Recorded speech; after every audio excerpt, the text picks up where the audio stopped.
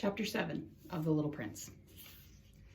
On the fifth day, again, as always, it was thanks to the sheep, the secret of the little prince's life was revealed to me.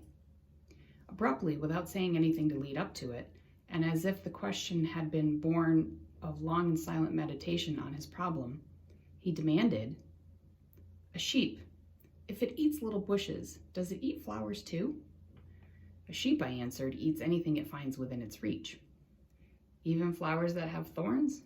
"Yes, even flowers that have thorns." "Then the thorns, what are they for?" I did not know. At that moment, I was very busy trying to unscrew a bolt that had got stuck in my engine. I was very much worried, for it was becoming clear to me that the breakdown on my plane was extremely serious, and I had so little drinking water left that I had to fear the worst. "The thorns, what are they used for?" he demanded. The little prince never let go of the question once he had asked it. As for me, I was upset over the bolt, and I answered with the first thing that came into my head. "The thorns are of no use at all. Flowers have them just for spite." There was a moment of complete silence, and then the little prince flashed back at me with a kind of resentfulness. "I don't believe you. Flowers are weak creatures, and they are naive. They reassure themselves as best they can. They believe that their thorns are terrible weapons." I did not answer. At that instant, I was saying to myself, if this bolt still won't turn, I am going to knock it out with my hammer. Again, the little prince disturbed my thoughts.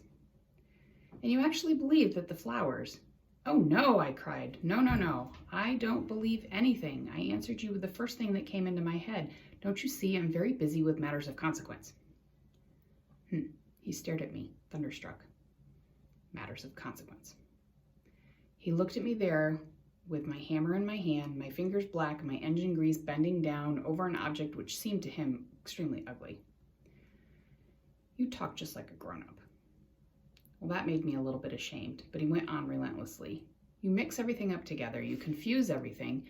He was really angry. He tossed his golden curls in the breeze.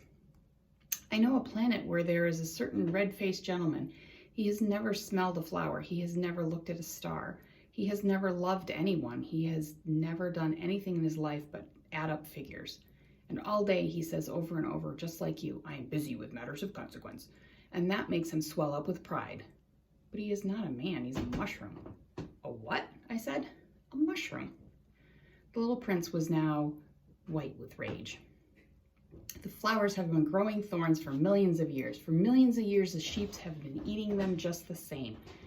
And it is not a matter of consequence to try and understand why the flowers go to so much trouble to grow thorns, which are never of any use to them. Is the warfare between the sheep and the flowers not important?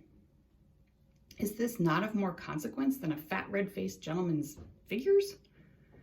And if I know, I myself, one flower which is unique in the world, which grows nowhere but on my planet, but which one little sheep can destroy in a single bite some morning without even noticing that he was doing it, oh, and you think that's not important?" His face turned from white to red as he continued, "If someone loves a flower of which just one single blossom grows in all the millions and millions of stars, is it enough to make him happy just to look at the stars? He can say to himself, somewhere my flower is there. But if the sheep eats the flower, in one moment, all his stars will be darkened. And you think that that's not important?" He could not say anything more. His words were choked by sobbing. The night had fallen, and I had let my tools drop from my hands. Of what moment now was my hammer, my bolt, or thirst, or death? On one star, one planet, my planet, the Earth, there was a little prince to be comforted. I took him in my arms and I rocked him, and I said to him, "The flower that you love is not in danger. I will draw you a muzzle for your sheep. I will draw you a railing to put around your flower. I did not know what to say to him. I felt awkward and blundering. I did not know how I could reach him, where I could overtake him and go on hand in hand with him once more. It is such a secret place, the land of tears.